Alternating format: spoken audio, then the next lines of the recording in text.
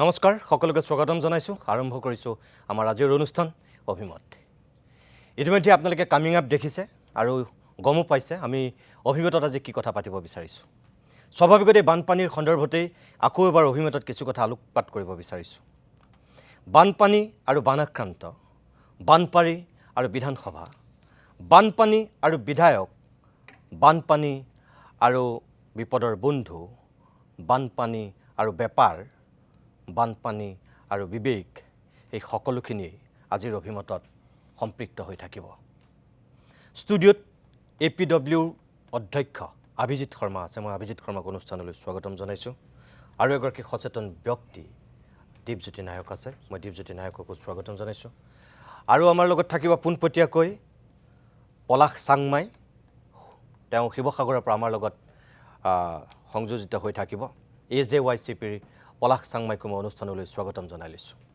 কিন্তু তাৰ আগতে এই যে আপোনালোকক কৈছো বানপানী আৰু বানাক্ৰান্ত বানপানী আৰু বিবেক কিয় কৈছো এটা দৃশ্য মই অকনমান দেখুৱাই ল'ব বিচাৰো আপোনালোকক যিটো দৃশ্য চোৱাৰ পাছত হয়তো সকলো মানুহৰে বিবেক জাগ্ৰত হ'ব বানপানী আৰু বানাক্ৰান্তৰ কি পৰিবেশ বহুত দেখিছে আপোনালোকে তাৰ মাজত আজি আমাৰ পাৰ্থপ্ৰতিম গৈ এনেকুৱা এটা পৰিয়ালৰ কাষত থিয় হৈছিল যেটো পৰিয়ালৰ কাহিনী শুনি আমি হতবাক হৈছিলোঁ কাইলৈ দহা আৰু তাৰ পাছত সেই ঘৰখনত যেটো পৰিবেশে বিৰাজ কৰিছিল পাৰ্থৰ কথা ক'বলৈ ভাষাৰ অভাৱ ঘটিছিল দুজনী 6-8ত পঢ়া 7-8ত পঢ়া ছোৱালী আৰু মাক ডাঙৰ ছোৱালীজনী বিয়া হৈ গৈছে পাৰ্থৰ লগত যিখিনি কথা হৈছিল এবাৰ চাওকচোন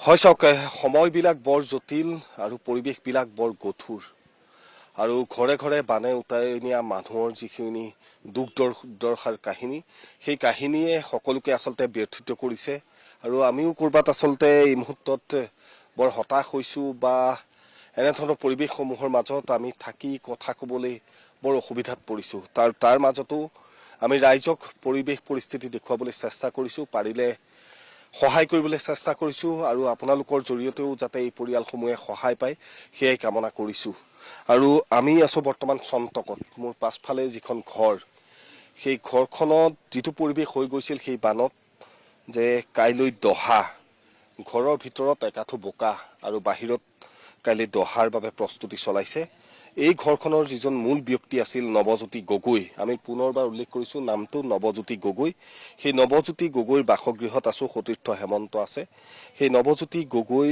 এই বলিয়া বানে আচলতে তেখেতক উটুৱাই লৈ গুচি গ'ল গতিকে বাহিৰত কাইলৈ যেহেতু দহা যিখিনি নিয়ম নীতি আছে এই পৰিয়ালটো যিজন মূল ব্যক্তি আছিল সেই পৰিয়ালটোৰ মূল ব্যক্তিজনেই হেৰাই গ'ল তেওঁ ঘৰত এতিয়া দুগৰাকী কণমানি আছে পঢ়ি আছিল তেওঁলোকেও সেই কণমানি দুগৰাকী বাদে এই ঘৰটোৰ আচলতে কোনোৱেই নাই বুলি ক'ব লাগিব ওচৰ চুবুৰীয়া তেওঁলোকৰ আত্মীয় স্বজন কিছু ওলাই আহি তেওঁলোকক সহায় কৰিছে আমি প্ৰথমে ঘৰৰ পৰিবেশটো দেখুৱাই দিব বিচাৰিছো আৰু তাৰ লগে লগে দুগৰাকী কণমানি আছে গতিকে তেওঁলোকক আমি কি কম কি বুজাম কি ভাষা দিম কি সান্তনা দিম সেয়া এই মুহূৰ্তত আমি নাজানো আৰু ওচৰ চুবুৰীয়া তেওঁলোকৰ আত্মীয় স্বজন সকলো আহি যিখিনি পাৰে তেওঁলোকে সহায় কৰিছে আমি ঘৰটোৰ ভিতৰ ভাগলৈ কিছু যাবলৈ চেষ্টা কৰিম বা তেওঁলোকৰ পৰিয়ালৰ বাকি যিসকল লোক আছে সেই লোকসকলৰ সৈতে কথা পাতিবলৈ চেষ্টা কৰিম কাইলৈ যেহেতু দহা ভিতৰ ভাগত যোৱাৰ কোনো পৰিবেশ নাই ইয়াত যিখিনি দেখিছে ভিতৰত একাঠো পৰ্যন্ত বোকা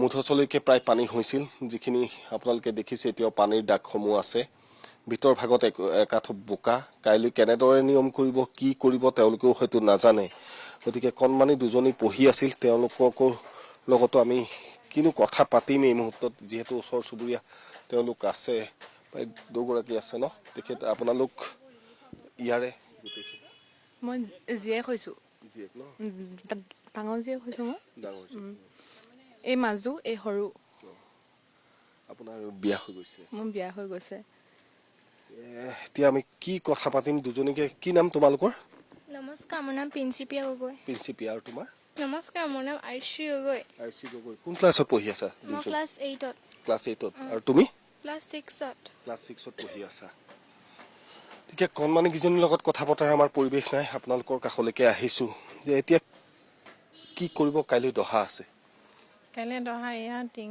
পাত বনাবলৈ এতিয়া গাঁৱৰ মানুহ অহাই নাই লগাবলৈ মই একদম এই লক্ষ্মীজানৰ ফালৰ পৰা মানুহ আহি নি পিনি মই টিং লগাবলৈ এতিয়া সেই লগাই আছে আৰু লগাব এতিয়া তাকে গাঁৱৰ মানুহবোৰ এতিয়া চব ৰিলিফ এই বস্তু লোৱাত মানে ব্যস্ত হৈ আছে সেইকাৰণে তেওঁলোক আহিব পৰা নাই চবতে বানপানী হৈছে যিহেতু এতিয়া অকলে চব কৰিব লগা হৈছে আৰু এনেকুৱা এতিয়া ঘৰৰ এই চোতালখনো আমাৰ সেই আমগুৰিৰ পৰা আহিছে ভাইটি দুজনে চফা কৰি থৈ গৈছেহি এনেকুৱা অৱস্থা হৈছে এতিয়া বজাৰ সমাৰো চব মানে কৰিবলৈ মই নিজেই দিছোঁ এনেই দান বৰঙণি উঠা পইচাই আৰু তেনেকৈ দহা ভাগ কাইলৈ কৰিম বুলি ভাবিছোঁ তাকে কি হয় আৰু ভগৱন্তই মানে উদ্ধাৰ কৰিলে হয় আৰু সেইটোৱে চিন্তা কৰিছোঁ তেখেতে কি কৰিছিল খেতি পথাৰ আছিল খেতি পথাৰে আছে আমাৰ চাকৰি বাকৰি নাই এই মিনে তাৰপৰা কৰি মেলি সেনেকৈ আৰু খাইছোঁ আৰু ধান চাউল বিকা হয় আৰু এনেকৈ ভাগে নাই আৰু একো এখন ওলাই গৈছিল তেখেত নে ওলাই গৈছিল মানে তেওঁ মানে আমি ওলাই গ'লোৱেই আমাৰ ঘৰতে এবুকু পানী হ'লেই তাৰপৰা ওলাই যাওঁতে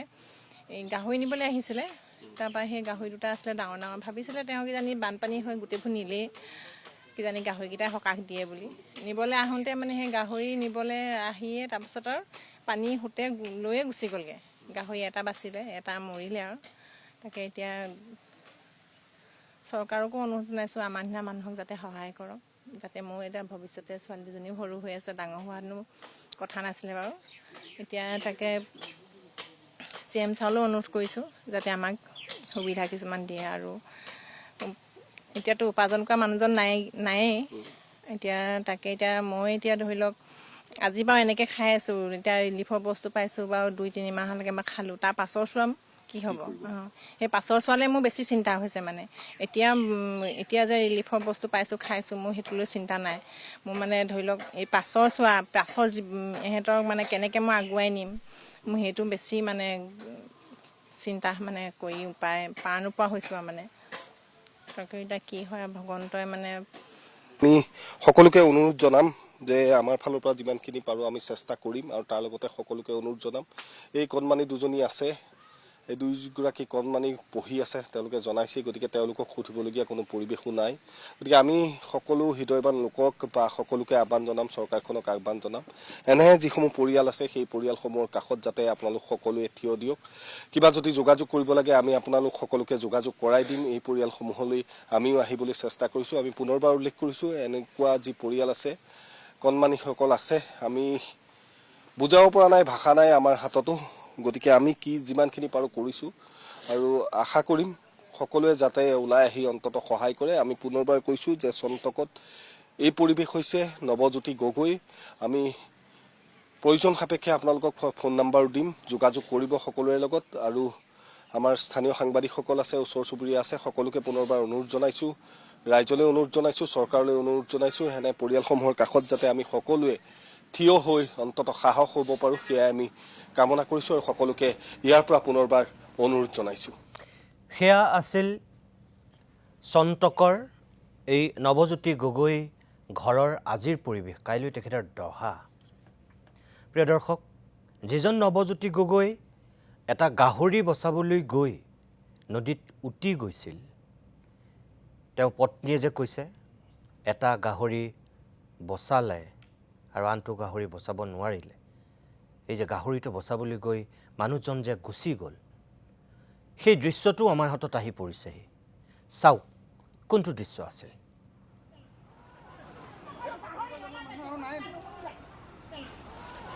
এয়া যে দেখিছে আপুনি চাব এইজনে সেইজন মানুহ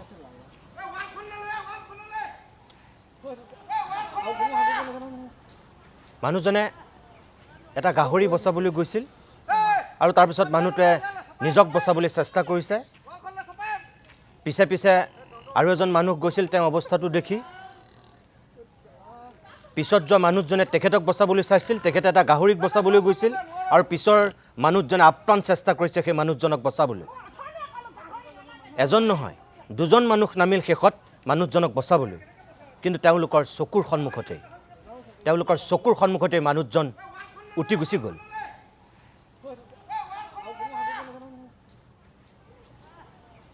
এইটো পাৰৰ পৰা চিঞৰিছে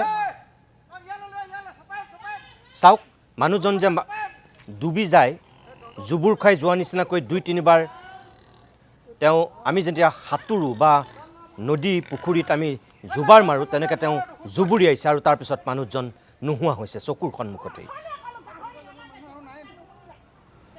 গাহৰি নালাগে, পাৰৰ পৰা চিঞৰিছে গাহৰি নালাগে, তেওঁক লাগে।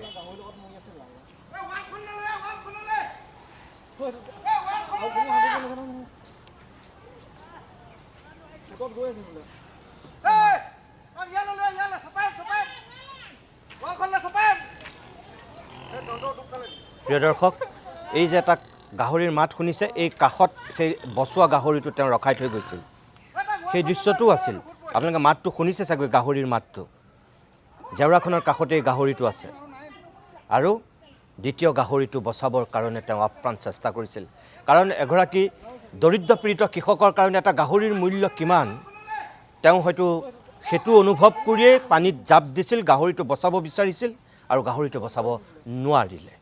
অৱশেষত গাহৰিও গ'ল, মানুহজনো গুচি গ'ল আৰু এতিয়া সেই মানুহজনৰে কাইলৈ দহা। 6 আৰু 8ত পঢ়া দুজনী ছোৱালীৰ এতিয়া অন্ধকাৰ ভৱিষ্যত। মানুহজনীয়ে দিক বিদিক হেৰুৱাই এতিয়া ক'ব নোৱাৰা হৈছে। কেৱল এয়াই নহয়,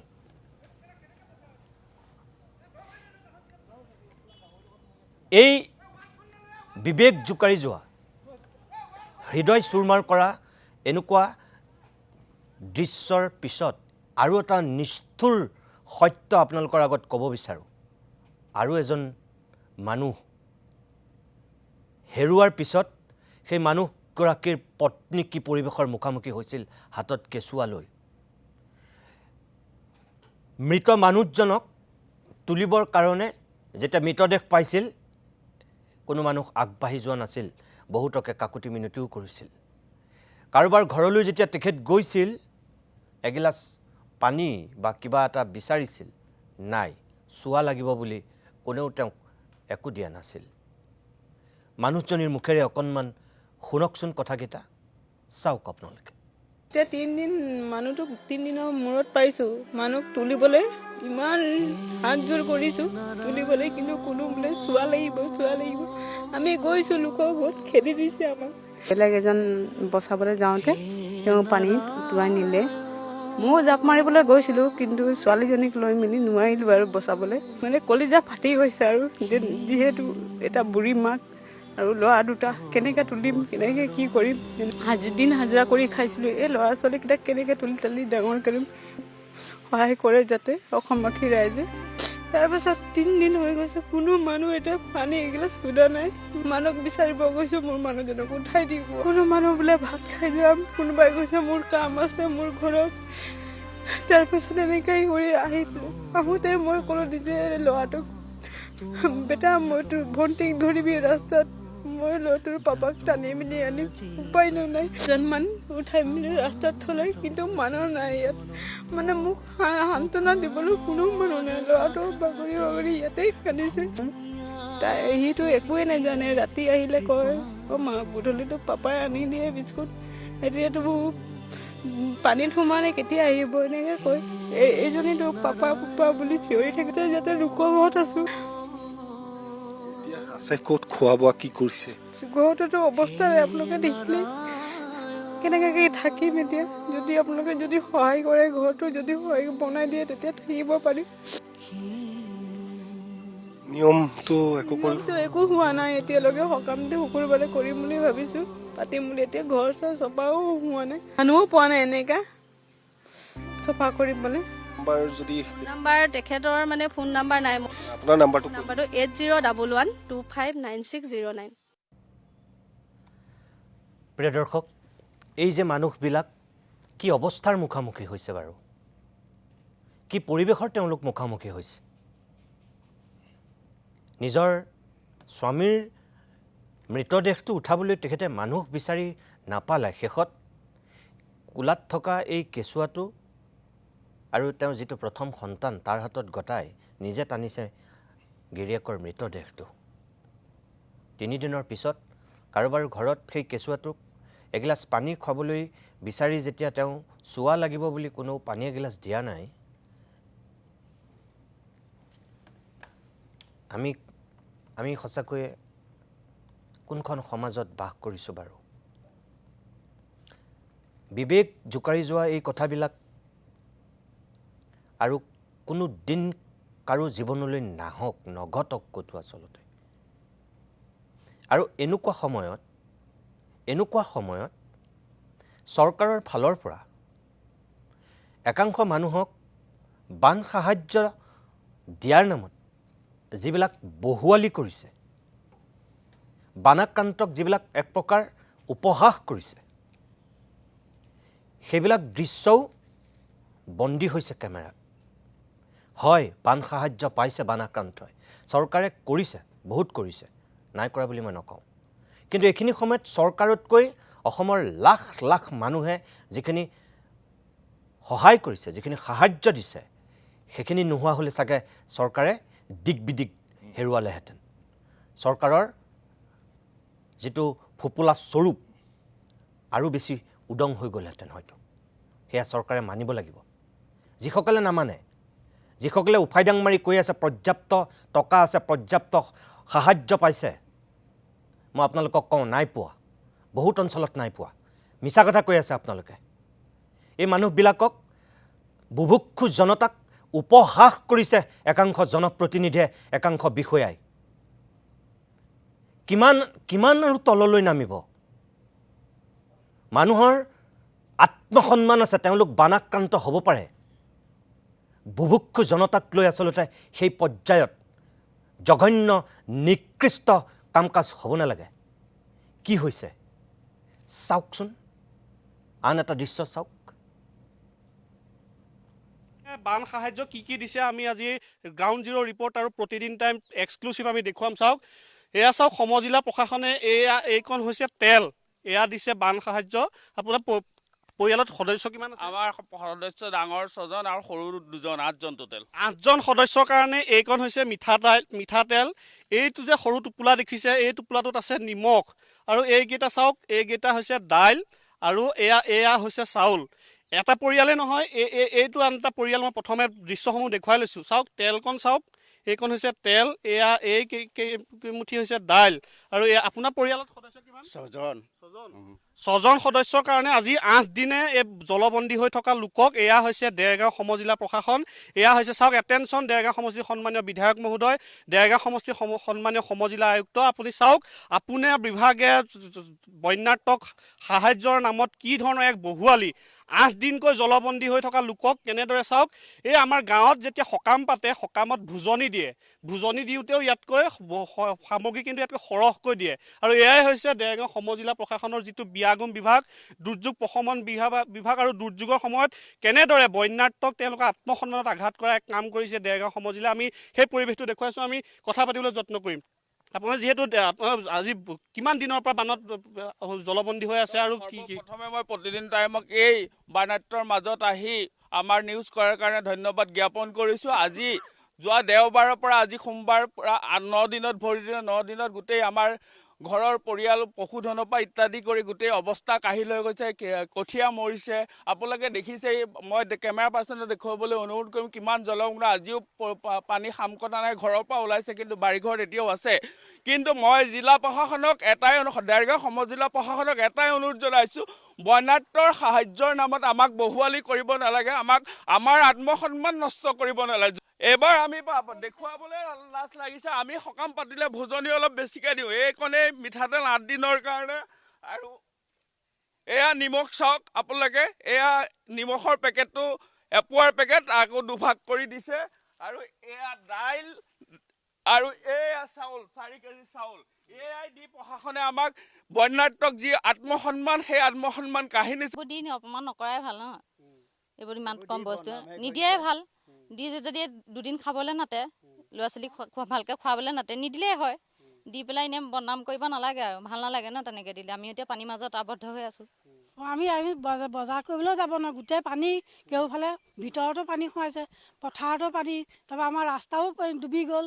আমাৰ মানুহ ওলায়ে যাব নোৱাৰে, ভিতৰতে সোমাই আমি আবদ্ধ হৈ আছোঁ। আমি কিন্তু খাবলৈ একোৱে পোৱা নাই। ঘৰত যি ভিতৰত আছে আমি তাকেহে খাই আছোঁ। চৰকাৰৰ পৰা সেয়াই বস্তু দিছে। 4 কেজি মিঠাতেল, 2 আঙুল, নিমখৰ পেকেট আধা কেজি নহয়, তাৰ দুভাগ কৰি দিছে। মচুৰ দাইল আধা কেজি হয়নে নহয় জানো, সিমানকেইটাই সেইকেইটা বস্তুৱে দিছে। আজি দেওবাৰৰ পৰা আজি সোমবাৰলৈকে এসপ্তাহ পাৰ হৈ গ'ল, 8 দিন হ'ল। সেইকেইটাই বস্তু দিছে আমাক। বেয়া লাগিছে। আৰু গৰু ছাগলীকেইটাৰ লগতে আমি লাগি ফুৰোঁ। কিমানকৈ এতিয়া যাওঁতে আহোঁতে গৰু গুৰুতে ভৰি হাত খাই অৱস্থা নাই। এটেনশ্যন মাননীয় মুখ্যমন্ত্ৰী হিমন্ত বিশ্ব শৰ্মা ডাঙৰীয়া, এটেনশ্যন বান নিয়ন্ত্ৰণ মন্ত্ৰী আৰু বিধানসভাত প্ৰত্যেকটো কথাৰে উত্তৰ দি থকা পীযুষ হাজৰিকা, জয়ন্ত মল্ল বৰুৱা সকলোকে কৈছোঁ, এয়া জিয়া ছবি। এই মানুহখিনিয়ে যে কৈছে এওঁলোকে এইখিনি সময়ত একো ৰাজনীতি বুজি নাপায়। যি পাইছে, যি বুজিছে তাকেই কৈছে, তাকেই দেখুৱাইছে, খোলাখুলিভাৱে কৈছে। আৰু এইটোও কৈছে যে বানাক্ৰান্ত হ'লোঁ বুলি আমাৰ এটা আত্মসন্মান আছে, মৰ্যাদা আছে। এই মানুহখিনিক সোমালিয়া বচনিয়াৰ সেই বুভুক্ষু জনতা বুলি যদি ভাবি কিবা দলিয়াই দিছে, কুকুৰলৈ বিস্কুট দলিয়াই দিয়াৰ দৰে, তেতিয়াহ'লে সেয়া হ'ব নোৱাৰে। যদি দিছে ভালকৈ দিয়াৰ ব্যৱস্থা কৰক। 7-8 দিন বানত আবদ্ধ হৈ থকা এই মানুহখিনিক এইটো বহুৱালি সহ্যৰ বাহিৰত নিদিলে নিদিব। যদি দিছে কিবা এটা ভালকৈ দিয়ক। কেৱল এয়াই নহয়, আৰু আছে, আৰু কেইজনমানৰ বক্তব্য আছে, মই দেখুৱাম।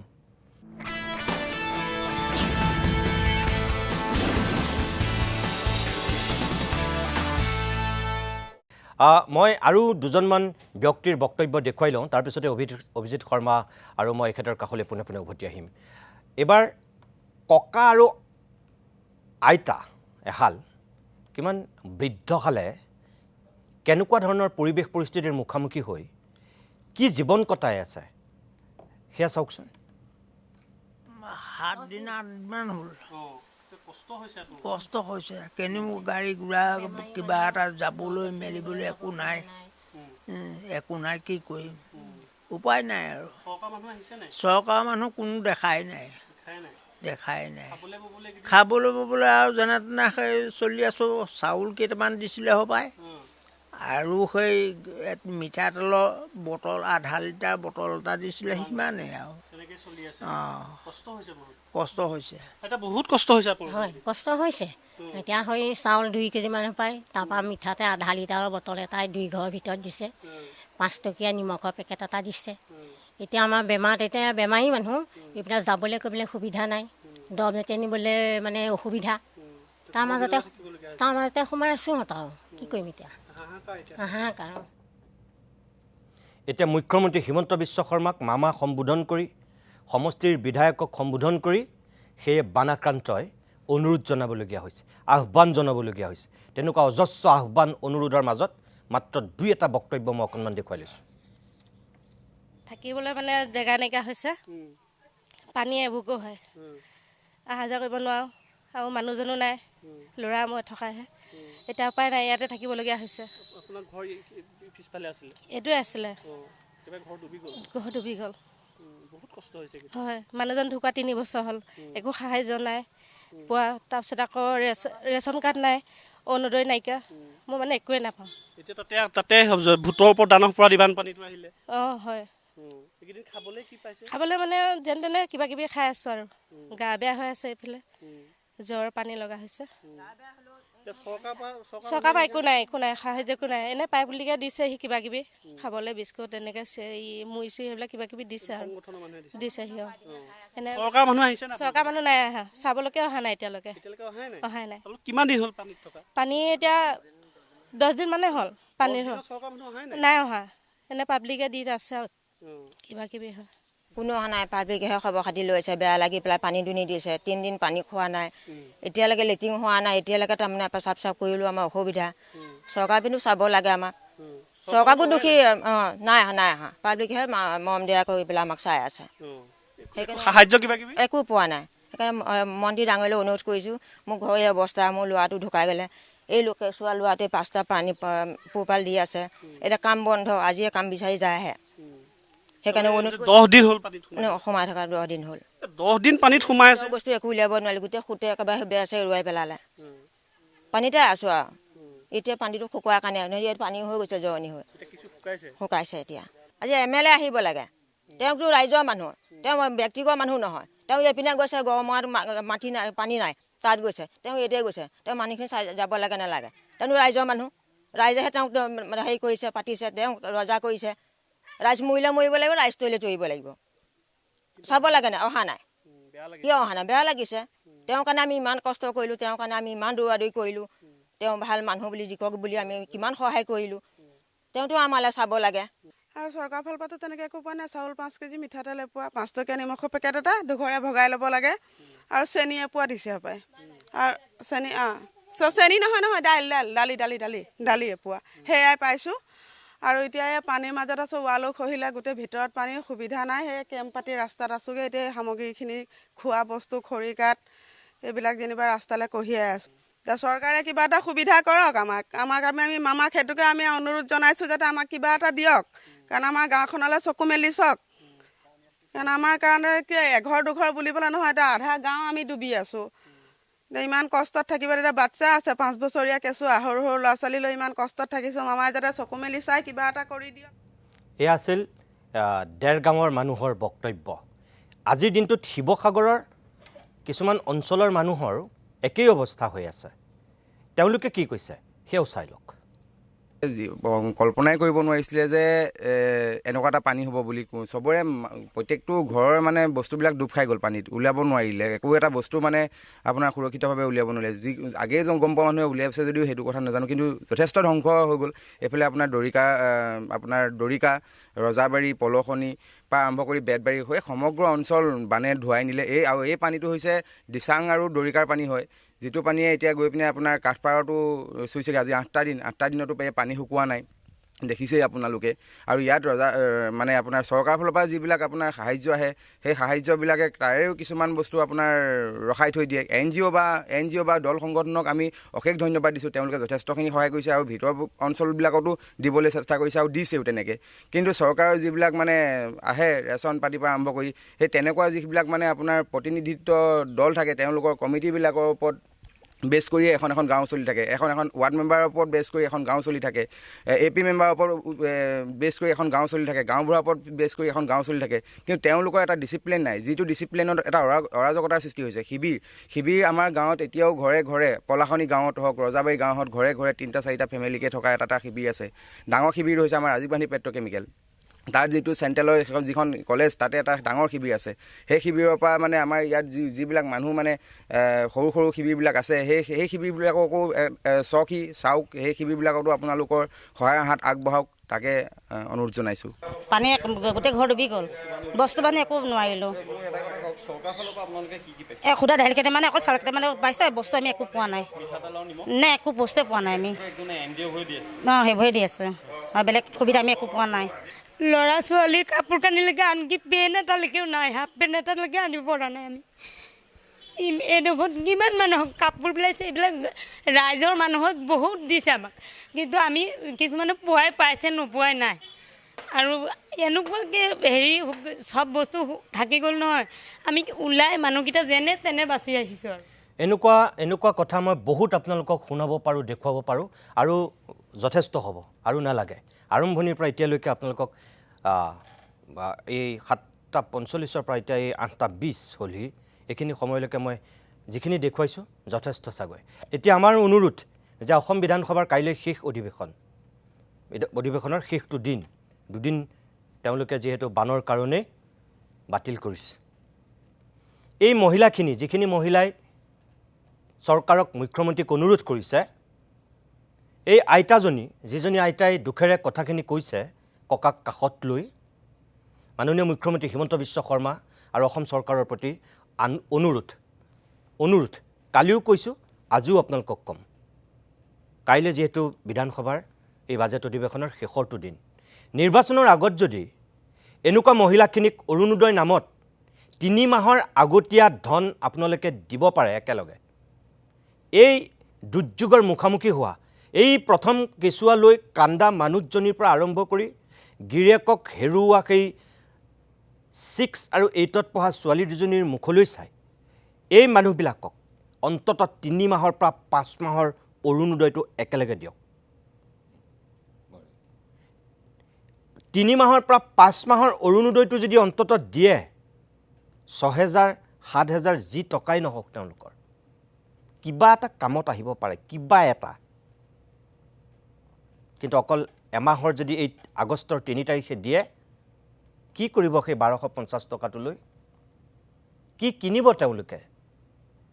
এই কাইলৈ দহা থকা মানুহজনী অসমীয়া হিন্দু সমাজৰ মতে আজি তেওঁ এযোৰ হয়তো বগা সাজ পিন্ধি থাকিলেহেঁতেন, কাইলৈ গিৰিয়েকৰ দহা, কিন্তু তেখেতৰ ঘৰত কাপোৰ কানি একো নাই। এতিয়া কোনোবাই দিলে হয়তো তেওঁ সেই বগা সাজযোৰ পিন্ধিব, সেইকাৰণে লোকৰ কাপোৰ পিন্ধি আছে। এতিয়া সেই ছোৱালীজনী যে ফেকুৰি ফেকুৰি কান্দিছে, এই মহিলাজনীয়ে যে কেঁচুৱাটো লৈ যি নিজৰ দুখৰ কাহিনী কৈছে, এই মহিলাবিলাকক সকাহ দিয়াৰ স্বাৰ্থত কি পেকেজ দিয়ে বেলেগ দিয়ে সেইবোৰ বেলেগ কথা। কিন্তু আপোনালোকে এই 3 তাৰিখে যে অৰুণোদয় দিব, অন্ততঃ চৰাইদেউ, শিৱসাগৰ, যোৰহাট, এই গোলাঘাট, এই জিলাকেইখনৰ মানুহক, সমজিলা হিচাপে 1.5 গাঁও আছে, এই জিলাকেইখনৰ এই দুৰ্ভগীয়া মানুহখিনিক, যিখিনি হিতাধিকাৰী অৰুণোদয় আঁচনি, মামাক ভোট দিছিল, মৃদুল দত্তক ভোট দিছিল ভদ্ৰলোক বুলি, বিজেপিক ভোট দিয়াৰ কথা খোলাখুলিকৈ কৈছে। গতিকে এই মানুহখিনিক একেলগে অৰুণোদয়টো দিয়াৰ ব্যৱস্থা কৰক। অভিজিৎ শৰ্মা, মই আৰু একো নকওঁ, সকলো আপুনি শুনিলে দেখিলে। চাওক, বিধানসভাত কৈ আছে পৰ্যাপ্ত সামগ্ৰী পাইছে, চৰকাৰ থিয় হৈছে, মন্ত্ৰী বিধায়ক উবুৰি খাই পৰিছে। সঁচা পৰিছে, কিন্তু এই মানুহখিনিয়ে কোৱা কথাখিনিওতো সঁচা। আমি মন্ত্ৰী বিধায়কৰ কথাও সঁচা বুলি মানি লৈছোঁ, কিন্তু এই মানুহখিনিৰ কথাও সঁচা। এখেতসকলৰ মতে ৰাইজে যিখিনি সহযোগ কৰিছে তাতকৈ চৰকাৰৰ সহযোগ তেনেই গৌণ, একেবাৰে নিশ্চ। 7-8 দিনৰ মূৰত যদি মানুহক সেইটো অৱস্থাত সাহায্য দিছে, এইটো বহুৱালি নহয়, কি হ'ব তেনেহ'লে? আপুনি কি ক'ব এতিয়া? আচলতে ভিক্ষাৰীক ভিক্ষাও ইয়াতকৈ বেছি দিয়ে। আজি প্ৰথম আহিয়ে মানে মোৰ মনটোৱে বেয়া লাগি গ'ল এই মহিলা দুজনীক, শিশু কেইজন দেখি। সেই মহিলা দুগৰাকী আৰু সেই কণমানি শিশু, তেওঁলোকক দেখিলোঁ। আৰু আজি ৰাতিপুৱাই পেপাৰত ৰঞ্জিত দাস ডাঙৰীয়া আৰু তুলিৰাম ৰংহাঙে খাই থকা ফটোখনো দেখিলোঁ। কিমান নীলাজ হ'ব পাৰে, কিমান নিৰ্লজ্জ হ'ব পাৰে, কিমান তললৈ নাহিব পাৰে তেওঁলোক। মইতো শুনিছোঁ ভোজ ভাত খাই আছে তেওঁলোকে। আজি চৰকাৰে কৈছে দিছে, কিন্তু তেওঁলোকে স্পষ্ট কৈছে চৰকাৰ আজি 7 দিন 8 দিন যোৱাই নাই। যাব ক'ৰ পৰা? চৰকাৰৰ হাতত পইচাই নাই। ইলেকশ্যনৰ আগত চৰকাৰী আঁচনিৰ নামত পইচা দি তেওঁলোকৰ তলি উদং। 2021 চনৰ পৰা আজিলৈ মুখ্যমন্ত্ৰীজনৰ কথা মই নকওঁ, মুখ্যমন্ত্ৰীৰ চকীখনে ধাৰ লৈ চলি আছে। পইচা নায়েই তেওঁলোকৰ। কেন্দ্ৰীয় চৰকাৰ, আমি সকলোৱে এটা কথাই কৈ আছোঁ, প্ৰধানমন্ত্ৰী অমিত শ্বাহ ডাঙৰীয়া আজিলৈ নাহিল। গলত কিন্তু গামোচাখন লৈ ওলাই ফটোশ্বুট কৰে, গলত গামোচাখন লৈ, কিন্তু তেওঁলোকৰ অসমৰ প্ৰতি কিমান মৰম এয়া প্ৰমাণ। দহা হৈ গ'ল, দহালৈও নাহিল তেওঁলোকে, 10 দিন হ'ল। এতিয়া দিব কোনে, কৰিব কোনে? আজি মুখ্যমন্ত্ৰী ডাঙৰীয়াই মানে মুখ্যমন্ত্ৰীৰ ৰিলিফ ফাণ্ডত পইচা বিচাৰি আছে। মইতো ক'ম যে যিখন চকী 2021 চনৰ পৰা ধাৰত চলি আছে, ধাৰলৈ চলি আছে, সেইখন চকীত আৰু পইচা দি লাভ নাই। পইচা দিবলৈ বহুত জেগা আছে। সময় গগৈ, নীলাক্ষী শৰ্মা নেকি, এনেকুৱা বহুত NGO আছে। আফ্ৰিকান ভালুক, আমি নিজে দিছোঁ আফ্ৰিকান ভালুকত পইচা, বহুত পইচা দিছোঁ তেওঁলোকক, তেওঁলোকে গৈ দিছে। তেনেকুৱা বহুত অনুষ্ঠান আছে, তেওঁলোকক দিয়ক, তেওঁলোকে গৈ দিব।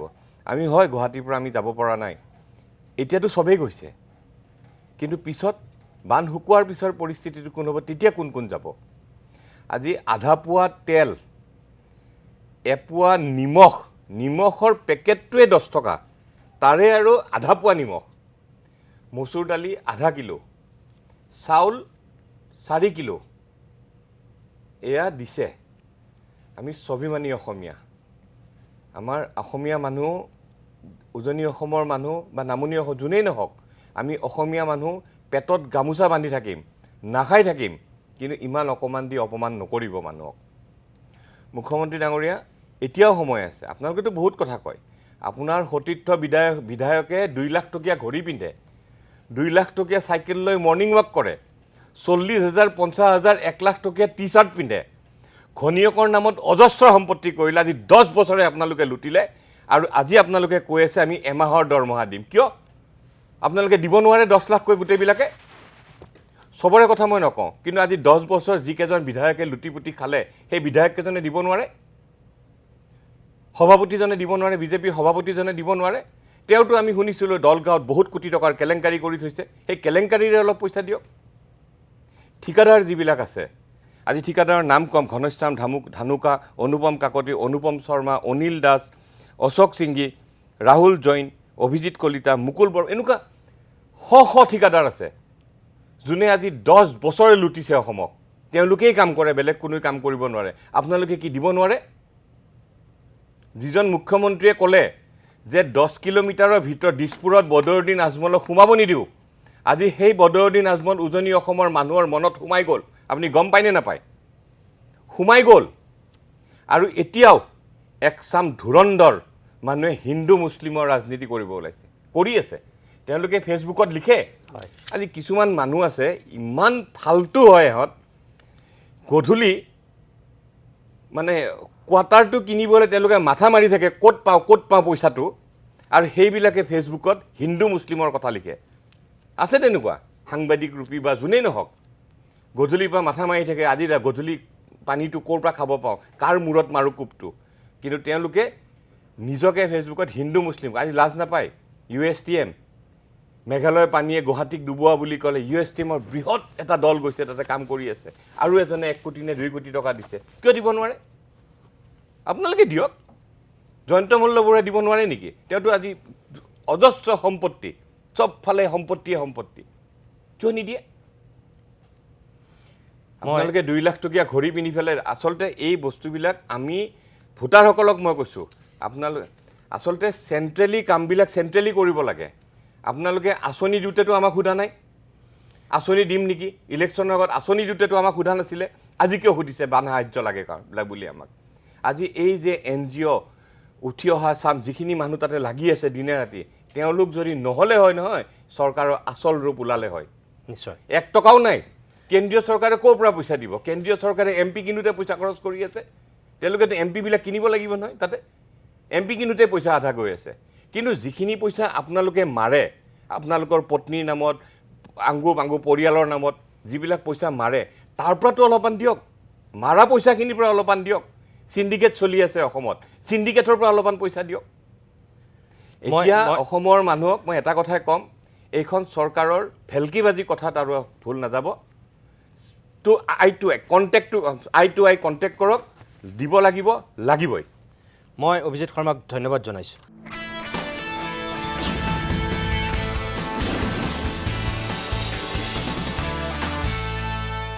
মই পলাশ চাংমাই AJYCPৰ সভাপতি পলাশ চাংমাই বহু সময় ধৰি লাইনত আছে। মই তেখেতৰ কাষলৈ গৈ লৈছোঁ, তাৰপিছতে দীপজ্যোতি নায়কৰ কাষলৈ আহিম। পলাশ চাংমাই আপোনাক অনুষ্ঠানলৈ স্বাগতম জনাইছোঁ। আপুনি সেই সোণাৰীৰে এগৰাকী সুসন্তান, য'ত আটাইতকৈ বেছি ভয়ানক বানপানী হৈছে সেই শিৱসাগৰ চৰাইদেউ জিলাৰ আপুনি এগৰাকী বাসিন্দা।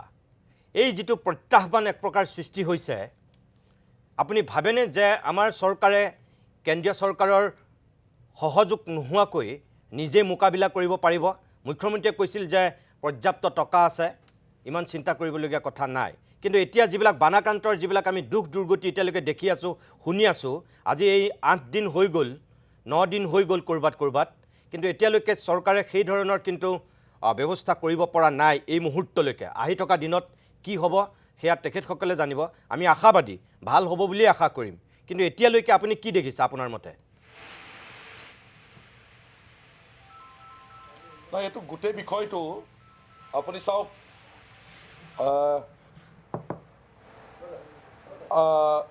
যোনবিলাক অঞ্চলত বানপানী হ'ল সেই অঞ্চলবিলাক ধ্বংসস্তূপত পৰিণত হৈছে।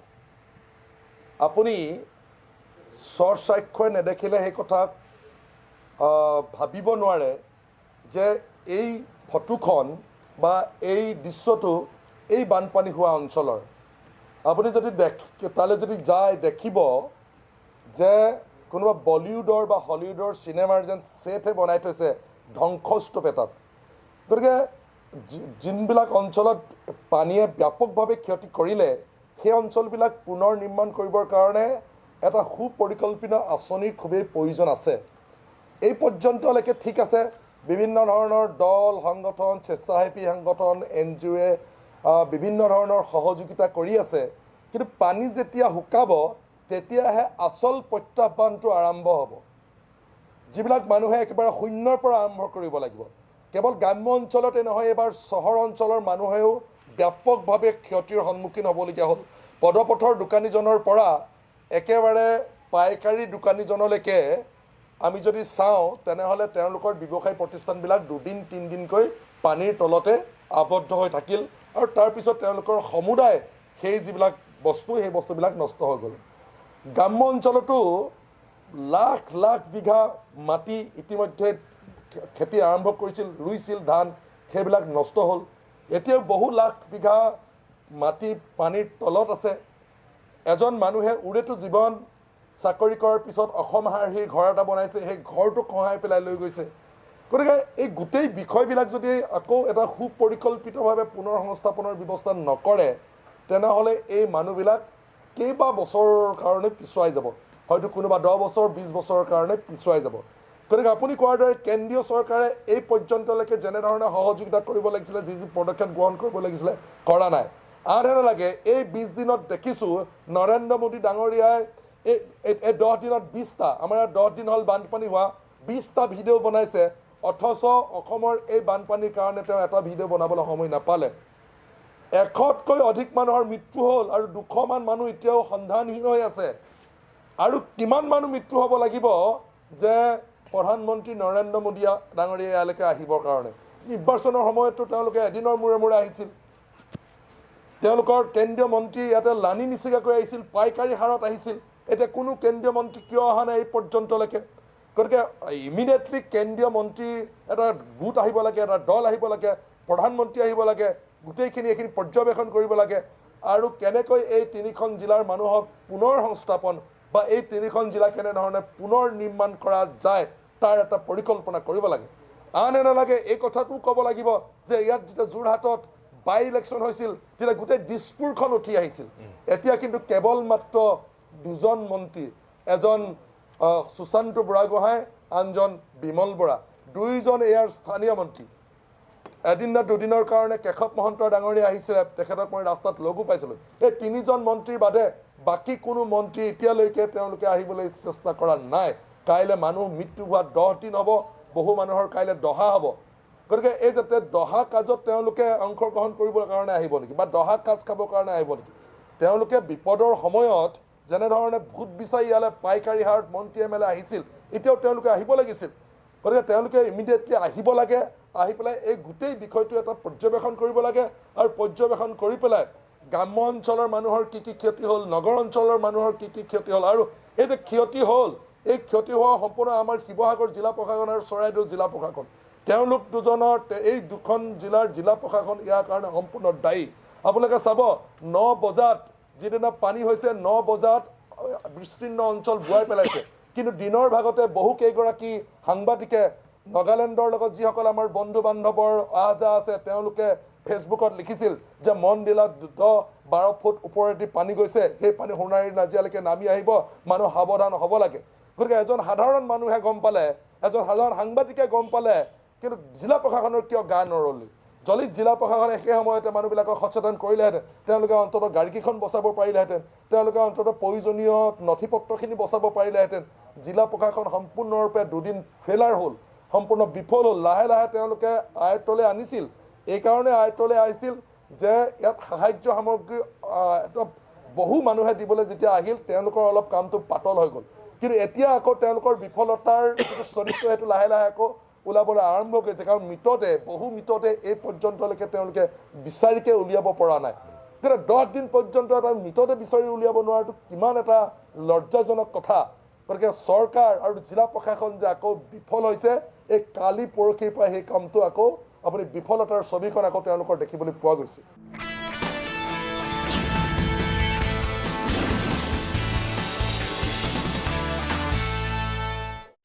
নীলোৎপল বৰা কণ্ঠশিল্পী নীলোৎপল বৰাৰ কাষলৈ এবাৰ গৈ ল'ব বিচাৰিছোঁ শেহতীয়াকৈ যিহেতু নীলোৎপলৰ এটা বক্তব্যক লৈ সাংঘাতিক ধৰণৰ বিতৰ্কৰ সূত্ৰপাত ঘটিছে বা সামাজিক মাধ্যমতে হওক সংবাদ মাধ্যমতে হওক ব্যাপক চৰ্চা পাইছেগৈ অসম বিধানসভাৰ মজিয়াও পাইছেগৈ গৈ বিধায়ক মন্ত্ৰীয়ে যিহেতু নীলোৎপলক এক প্ৰকাৰ নাম নোহোৱাকৈ বা নাম উচ্চাৰণ কৰিও সমালোচনা কৰিছে মই নীলোৎপল অনুষ্ঠানলৈ স্বাগতম জনাইছোঁ আচলতে আপুনি কি কৈছিল যাৰ কাৰণে আপুনি সকলোৰে এতিয়া একাংশ বিশেষকৈ চৰকাৰী পক্ষৰ আপুনি আক্ৰমণৰ লক্ষ্য হৈ পৰিছে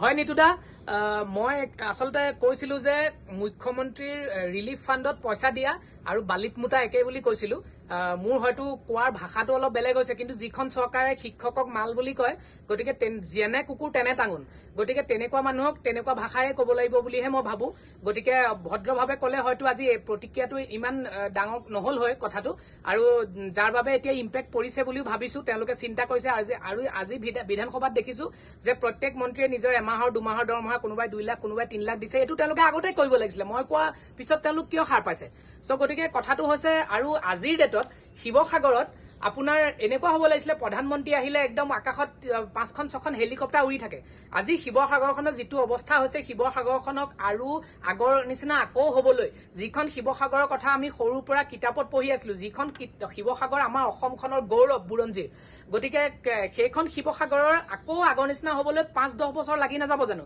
আৰু চৰকাৰে কৰোঁ বুলিলে এইখন চৰকাৰৰ হাতত বহুত পইচা আছে আৰু এইখন চৰকাৰ বহুত বেছি শক্তিশালী কৰোঁ বুলিলে বহুত কৰিব পাৰে মানুহে চিঞৰ-বাখৰ কৰাৰ পিছতহে কৰিব তেনেকুৱা নহয় তেওঁলোকে টাইমতকৈ আগত ভাবিব পাৰিব লাগিব প্ৰথম কথা যদি অসমখনক আগুৱাই নিব বিচাৰে আৰু এই সময়ত এতিয়া শিৱসাগৰৰ ওপৰত 10খন হেলিকপ্টাৰ 24 ঘণ্টা উৰি থাকিব লাগিছিলে আৰু সেই কথাবিলাকে যেনেকৈ আচলতে প্ৰশাসনে তাত ব্যৰ্থ হৈছে প্ৰশাসন ব্যৰ্থ হোৱা মানে চৰকাৰ ব্যৰ্থ হোৱা তাৰে শিৱসাগৰ ডিচিজনে ভালকৈ কাম নকৰিলে গালিটো হিমন্ত বিশ্ব শৰ্মাই খাব সেইটোৱে কথাটো আৰু গতিকে ভালকৈ তেওঁলোকে কাম কৰক এতিয়া যদি আগবাঢ়ি আহিছে খুবেই ভাল কথা আৰু বহুতে কৈছে CM ৰিলিফ ফাণ্ডটো বহুত ইতিমধ্যে মানে স্বাস্থ্য আৰু শিক্ষাৰ ক্ষেত্ৰত তেওঁলোকে বহুতে কাম কৰিছে ঠিক আছে ভাল কথা সেইটো কণ্টিনিউ কৰক মোৰ কথাটো হৈছে সেইটো এতিয়া সকলো ওলাই আহক সকলো মন্ত্ৰী বিধায়ক নীলোৎপল যিহেতু একাংশ মন্ত্ৰী বা বিধায়কে আক্ৰমণৰ লক্ষ্য কৰি লৈছে নাম কিছুমানে লৈছে কিছুমানে লোৱা নাই সেই সন্দৰ্ভত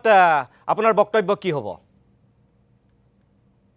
হয় নিতুদা মই ৰাইজৰ পক্ষে আৰু অসমখনৰ এটা ডাঙৰ প্ৰব্লেমৰ সময়ত যেতিয়া মাত দিছোঁ ৰাইজৰ হকে তেতিয়া তেওঁলোকে যুক্তি তৰ্কৰে তেওঁলোকে একো ক'ব পৰা নাই বাবে তেওঁলোকে মোক মানসিক বিকাৰগ্ৰস্ত তাৰপিছতে মই বোলে নিচা কৰি আছোঁ আৰু মই বোলে ফেচবুকৰ সন্ত্ৰাসবাদী তেনেকুৱা ধৰণে কৈছে যেনেকৈ তেওঁলোকৰ চৰকাৰে সদায় কয় পাকিস্তানী অমুক তমুক তেনেকুৱা ধৰণে তেওঁলোকে কথা কয় এণ্টি নেশ্যনেল সেইবোৰ কৈ মোক লাভ নাই ৰাইজে জানে মই জেনুইন কজত মাত দিছোঁ প্ৰত্যেকে ছাপৰ্ট দিছে 100% ছাপৰ্ট আছে এইটো কথাত চবৰে যে চৰকাৰখন ব্যৰ্থ হৈছে গতিকে মই আশা কৰিছোঁ আগন্তুক দিনত এতিয়া আমাক নেক্সট 1-2 বছৰলৈ মানুহখিনি আকৌ নিজৰ ভৰিত নিজে থিয় দিবলৈ চৰকাৰখনক লাগিব চৰকাৰৰ সহায় লাগিব চৰকাৰৰ আঁচনিবিলাক লাগিব আঁচনিবিলাক যাতে ৰাইজে ভালদৰে পায় সবেই যাতে প্ৰত্যেক বান পীড়িত ৰাইজে যাতে প্ৰতি ঘৰ মানুহে যাতে 1 কোটি টকাকৈ পায় আৰু মিনিমাম 1 কোটি টকা আৰু যাৰ ঘৰত মানুহ মৰিছে তেওঁলোকে যাতে 2 কোটি টকাকৈ পায় তেনেকুৱাকৈ কোটিত পইচা দিয়ক এনে টকা 10 লাখ দি পেলাই একো লাভ নাই এইটো সময়ত শিৱসাগৰখন যিটো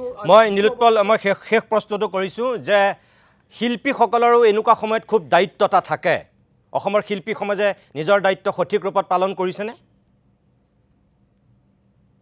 নিতুদা শিল্পীসকলে সঁচাকৈ ভাল কাম কৰিছে প্ৰতিজন শিল্পীয়ে ওলাই আহিছে আৰু যিসকলে অসমলৈ যাব পৰা নাই মোৰ নিচিনাকৈ তেওঁলোকে ছ'চিয়েল মিডিয়াৰ জৰিয়তে পইচা পাতি গোটাই হ'লেও অসমলৈ পঠিয়াইছে যিয়ে সকলোৱে জেনুইনলি কাম কৰি আছে গতিকে এই ক্ষেত্ৰত মই সকলোকে ধন্যবাদ জনাইছোঁ আৰু এতিয়া পানী শুকুৱাৰ পিছত আকৌ দৰকাৰ হ'ব সকলোৰে সহায় গতিকে যিটো ছেকেণ্ড ফেজ আহিব ছেকেণ্ড ফেজত যাতে আমাৰ মানুহ বহুত ঢৌ টুটি যায় গতিকে আমাৰ এইবাৰ আমি অসমীয়াই দেখুৱাই দিব লাগিব যে আমি ঢৌ টুটি নাযাওঁ আমি যাতে শিৱসাগৰখন যেতিয়ালৈকে আগৰ নিচিনা হৈ নাযায় তেতিয়ালৈকে যাতে শিৱসাগৰবাসীক আৰু যোৰহাটবাসীক আমি লগ দিওঁ আৰু ইয়াৰ আমাক এটা পাৰ্মানেণ্ট সলিউশ্যন লাগে চৰকাৰক দাবী জনাইছোঁ আৰু কি কাৰণে এই এনেকুৱা ধৰণৰ বান পৰিস্থিতিৰ সৃষ্টি হ'ল 2 দিন বৰষুণ দিলেতো মোৰ আইতাই সেইদিনা কৈছে জন্মৰ পৰা বোলে দেখা নাই মোৰ আইতাই যদি জন্মৰ পৰা দেখা নাই তেতিয়াহ'লে এইটো কিবা এটা নিশ্চয় কাৰোবাৰ গাফিলতিৰ বাবে ৰাইজে ভোগ কৰিবলগীয়া হৈছে তাৰ সঠিক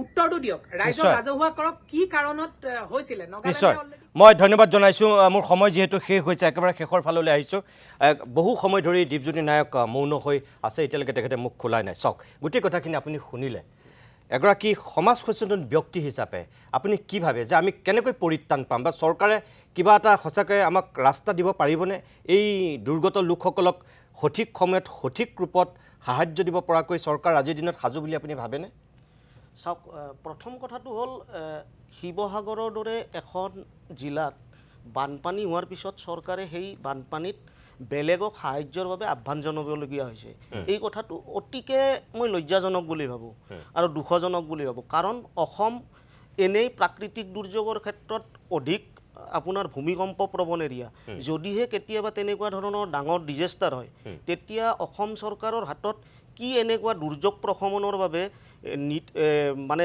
তেওঁলোকৰ নীতি আছে বা তেওঁলোকে কিবা বনাই থৈছে নেকি তেনেকুৱা বা সেই কৰিছে নেকি সেই কথাটো লৈ মোৰ সন্দেহ হয় দ্বিতীয় কথাটো হৈছে আজি আপুনি অলপ আগতে দেখুৱাইছে যে চাউলৰ টোপোলা আৰু হেৰি দিছে এই যে মিঠাতেল দিছে মই সেইটো লৈ কথাটো ক'ব লগা আছে যে যিখন 2005 চনৰ দুৰ্যোগ প্ৰশমন আইন আছে সেই আইন অনুসৰি এজন প্ৰাপ্তবয়স্ক ব্যক্তিয়ে 600 গ্ৰাম চাউল পাব লাগে আৰু এজন শিশুৱে পাব লাগে আপোনাৰ 400 গ্ৰাম চাউল তাৰ লগতে দাইল মিঠাতেল নিমখ সেই সময়ত যিখিনি লাগে তাৰ হিচাপত এদিনত এজন ব্যক্তি 1000 মানে বাবে আচ্ছা 2 নম্বৰ কথাটো হৈছে দুৰ্যোগ প্ৰশমন আইনৰ নিয়ম অনুসৰি কাপোৰ যেতিয়া মানুহে কাপোৰৰ অভাৱ হয় কাপোৰৰ কাৰণে 2500 টকাকৈ চৰকাৰে দিব লাগে বাচন বৰ্তন কিনাৰ বাবে 2500 টকাকৈ চৰকাৰে দিব লাগে আৰু আপোনাৰ কৃষিৰ ক্ষেত্ৰত যিবিলাক ভূমি আপোনাৰ কৃষি নষ্ট হৈছে সেই কৃষি ক্ষেত্ৰত প্ৰতি হেক্টৰত 2500 টকাকৈ চৰকাৰে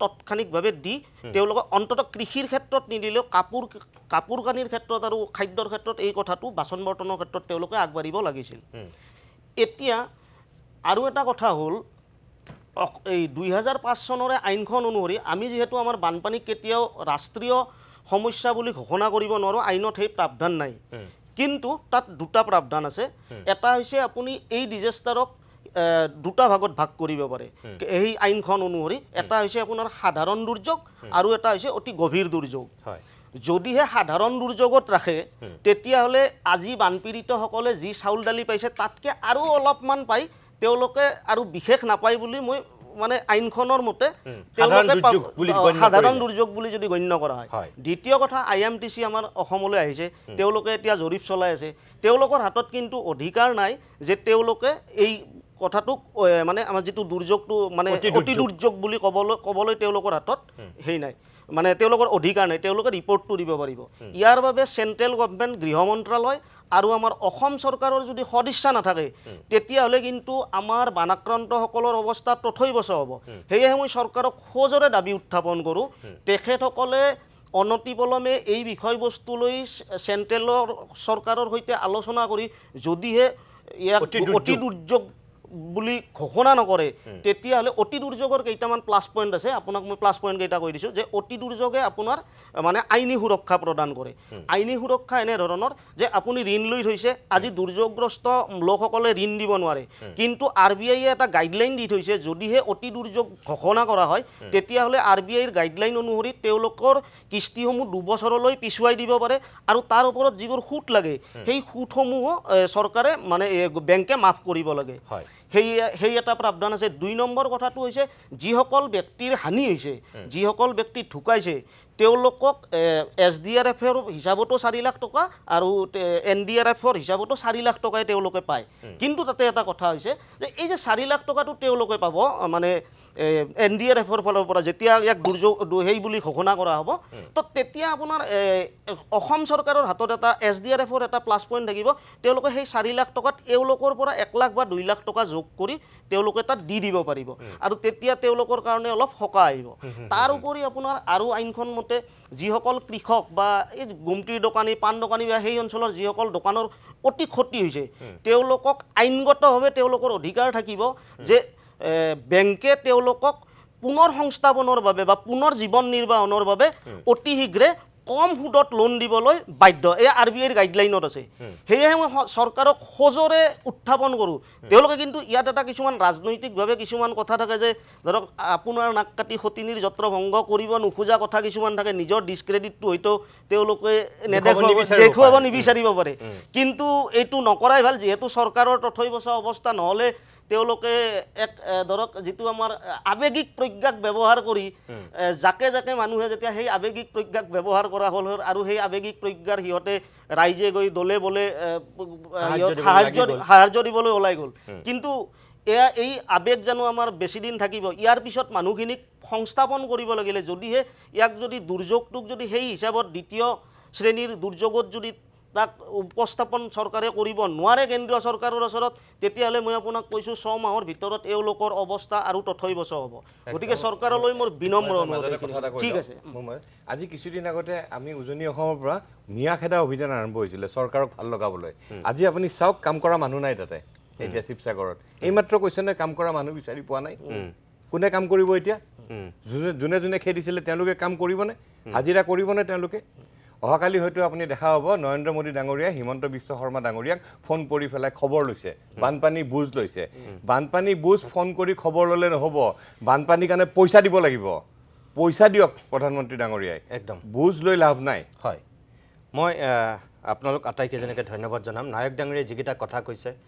শেষত অত্যন্ত গুৰুত্বপূৰ্ণ কথা অতি দুৰ্যোগ হিচাপে যেতিয়ালৈকে এই জিলাকেইখনৰ এই বানপানীক চিহ্নিত কৰা নহ'ব তেতিয়ালৈকে কিন্তু গালু বালু সকলো ফুটুকাৰ ফেন হ'ব এটা সাধাৰণ দুৰ্যোগত যিখিনি সাহায্য পায় সেইখিনি শেষ হ'ব আমাৰ অনুৰোধ এখেতে কোৱাৰ দৰে অসম চৰকাৰে অন্তত অতি দুৰ্যোগ হিচাপে চিহ্নিত কৰাৰ ব্যৱস্থা কৰক কেন্দ্ৰীয় চৰকাৰৰ লগত সেই ক্ষেত্ৰত আলোচনা কৰক আৰু কেন্দ্ৰীয় প্ৰতিনিধি দলটো আহিছে কিন্তু কেন্দ্ৰীয় মন্ত্ৰী অহা নাই পবিত্ৰ মাৰ্ঘেৰিটা সৰ্বানন্দ সোণোৱাল অসম সন্তান কিন্তু আজিও সঁচাকৈ প্ৰধানমন্ত্ৰী দূৰৈৰ কথা গৃহমন্ত্ৰী দূৰৈৰ কথা এজন কোনো দক্ষ সুযোগ্য মোদী চৰকাৰৰ কেবিনেট মন্ত্ৰী এই ৬৮জন মানুহ মৰি শেষ হোৱাৰ পিছতো আজিলৈকে অহা নাই নিৰ্বাচনৰ সময়ত জাকে জাকে আহে আজি কিন্তু সেই বান পৰিস্থিতি চাবলৈ এতিয়াও অহা নাই আমাৰ কাৰণে ইয়াতকৈ আৰু দুৰ্ভাগ্যজনক কথা কি হ'ব পাৰে বাকী বিচাৰ আপোনালোকেই কৰক আজিৰ অনুষ্ঠান ইমানতে সামৰিছোঁ নমস্কাৰ